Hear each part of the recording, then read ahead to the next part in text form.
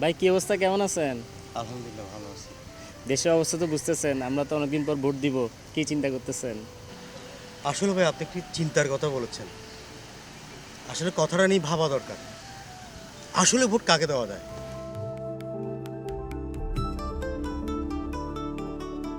কেন্দ্রে দখল হইছে। সালাম, ভালো আছেন? কি অবস্থা, ভালো ভালো আছেন? আছেন? বসেন। অনেকদিন পর দেখা আপনার সাথে। জি, তো কি মনে করে এদিকে? আসছি একটু। আমরা তো নির্বাচন নিয়ে কথা বলতেছিলাম। তাই নাকি? জি। এখন আসল প্রশ্ন হচ্ছে ভোটটা দিব কাকে? আমরা বিগত সময়ে সুষ্ঠু নির্বাচনে হয়নি, ভোটও দিতে পারি নাই। এটাই আমাদের সুষ্ঠু নির্বাচনের ভোট। তাই আমি ভাবছি যারা ন্যায় এবং ইনসাফের ভিত্তিতে দেশ চালাবে তাদেরকে এবার ভোট দিব।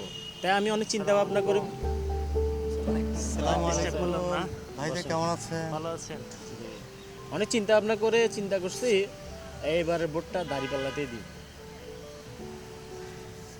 ও আচ্ছা, রাজনৈতিক আলাপ। না, সামনে নির্বাচন তো একটু কথাবার্তা বলছিলাম। ভালো আছেন? আছি আপনি কি চিন্তা করতেছেন এই যে সামনে নির্বাচন, আমরা তো দীর্ঘদিন ভোট দিতে পারি নাই? এটা আমি আসলে যেটা আমার থেকে উপলব্ধি করছি এবং মানুষ থেকে শুনছি, এবারে তো মানুষ দাঁড়িপাল্লার দিকে একটু ঝোঁক। মানুষ একটা পরিবর্তন চায়। হ্যাঁ, পরিবর্তন চাই। জি। দীর্ঘদিন তারা আসলে ভোট দিতে পারেনি। এবারে আমরা তো বিভিন্ন নির্বাচনগুলো দেখেছি, ডাকসু চাকসু। হ্যাঁ, এই যে মানুষ যোগ্য প্রার্থী খুঁজছে, আর মনে হয় এবারে মানুষ দাঁড়িপাল্লায় ভোট দিবে এবং মানুষের একটা আস্থার জায়গা হচ্ছে দাঁড়িপাল্লা। তবে তোমরা যাই বলো না কেন ভাই, আমি অনেক ভেবেচিন্তে একটি সিদ্ধান্ত নিয়েছি। যারা ন্যায় এবং ইনসাফের ভিত্তিতে দেশ পরিচালনার জন্য এইবারের প্রার্থিতা দিবে তাদেরকে আমি আমার ভোটটা দিব। বিশেষ করে ন্যায় এবং ইনসাফের যে প্রতীক দাড়িপাল্লা, এই দাড়িপাল্লাতে এবারে আমি আমার ভোটটা দিব। তাদের কোনো দুর্নীতি নেই, নেই কোনো চাঁদাবাজির রেকর্ড। হ্যাঁ। তাই আমি অনেক চিন্তা ভাবনা করে এই সিদ্ধান্তটি নিয়েছি। তুমি কি সিরিয়াস? এবার দাড়িপাল্লাতেই ভোট দিবা? দেশে আরো অন্যান্য বড় দল আছে না? তাদের নিয়ে ভাবছো না? আচ্ছা, বড় দল মানে কি ভালো দল? না, যারা অনেক বড় দল তারা কিন্তু 5ই আগস্টের পরে, আমরা চেয়েছিলাম 5ই আগস্টের পরে আমরা স্বাধীন থাকবো, দেশটা সুশৃঙ্খল থাকবে। অনেক বড় দল এখনও কিন্তু চাঁদাবাজি কন্টিনিউ রেখেছে, এখনও ক্ষমতায় যায় না। ক্ষমতায় গেলে কি অবস্থা হবে? কিন্তু অন্যদিকে দেখেন দাঁড়িপাল্লা, হ্যাঁ, তারা কত সুশৃঙ্খল, তারা সমাজের জন্য কাজ করছে, দেশের জন্য কাজ করছে। হ্যাঁ, আমরা চাই আমাদের এই সুন্দর দেশ, এই সুন্দর দেশটা আমরা সুন্দর মানুষের হাতে, যোগ্য মানুষের হাতে তুলে দিতে কি পারি না?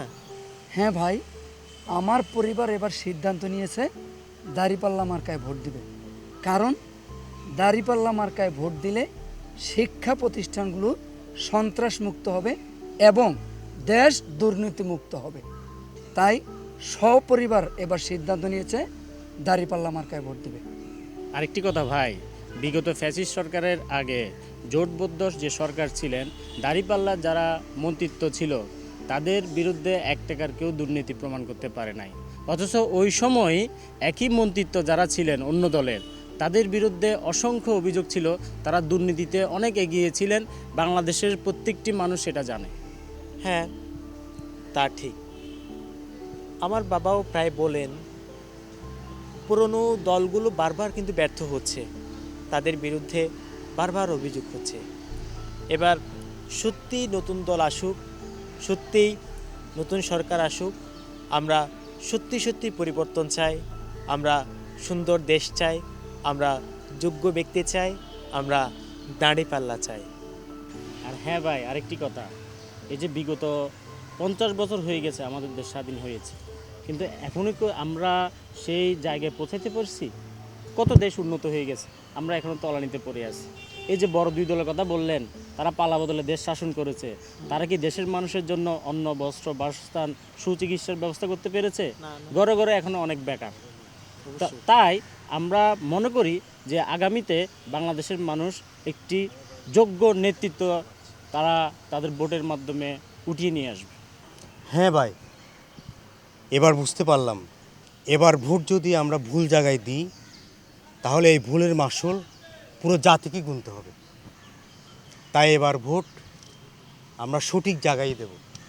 হ্যাঁ ভাই, সুতরাং এবারে আমরা যেটা বুঝতে পারছি, আমাদের দেশটাকে যদি সঠিক জায়গায় যদি আমরা নিয়ে যেতে চাই, তাহলে সঠিক জায়গায় আমাদের ভোট দিতে হবে। আর যদি আমরা ভুল জায়গায় যদি ভোট দেই, তাহলে আগামীর প্রজন্ম তারা আমাদের কোনোদিনও ক্ষমা করবে না।